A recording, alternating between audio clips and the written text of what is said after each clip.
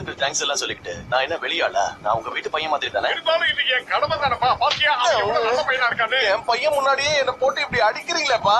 அப்பவாவது உனக்கு அறிவு வரும்னு நினைச்சேன். ஆனா உனக்கு கொஞ்சம் கூட அறிவே கிடையாது. கரெக்டா சொன்னீங்க. நானும் எங்க அப்பாவோட இந்த நிலைமையை பார்த்து பல தடவை வருத்தப்பட்டிருக்கேன். ஒரு விஷயம் சொல்லட்டா, அவன் முட்டாளா இருந்தாலும் ரொம்ப நல்லவன். நான் அவரை விட நல்லவன் தெரியும்ல. எங்க புள்ளிங்க எல்லாம் பயங்கரம், எங்களை பார்த்த தமன்னா மயங்கி ஓய்ந்துரும். பிரச்சனை இல்ல, அது எங்களுக்கு கொடுத்துருங்களேன்.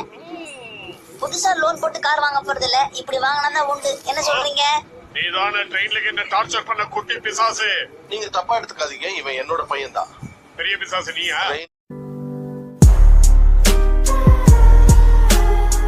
ட்ரெயின்ல என்னால அடையாளம் கண்டுபிடிக்க முடியல. நீ யாசுவோ தானே? ஹிரோஷி, கிளாஸ் யூனியனுக்கு பசங்க எல்லாம் கூட்டு வரக்கூடாதுன்னு உனக்கு தெரியாதா? நீங்க சின்ன பசங்க தானே கூட்டிட்டு வரக்கூடாது, அப்ப நான் வரலாம்ல.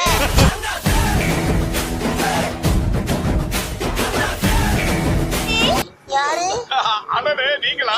உன்னோட பையனா ஹிரோஷி? அட இங்க பாருங்க, நான் பெரிய பணக்கார, என்கிட்ட நிறைய அதான் காசு யாரும் இருக்கு. திரும்பி பாக்கல, அப்புறம் என்ன?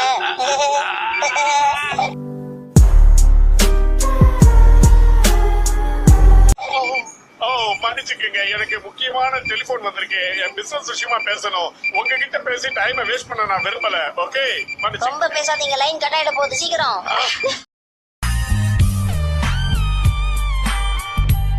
கொஞ்சம் பொறுத்துக்கங்க, இந்த மாசம் கொஞ்சம் டைட்டா இருக்கு. அடுத்த மாசம் நான் எப்படியாவது செட்டில் பண்ணிடுறேன். ஆமா, சொன்ன தேதியில கண்டிப்பா பணத்தை கொடுத்துருவேன்.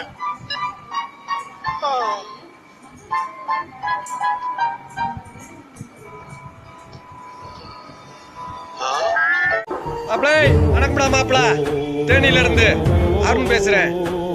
ஏடா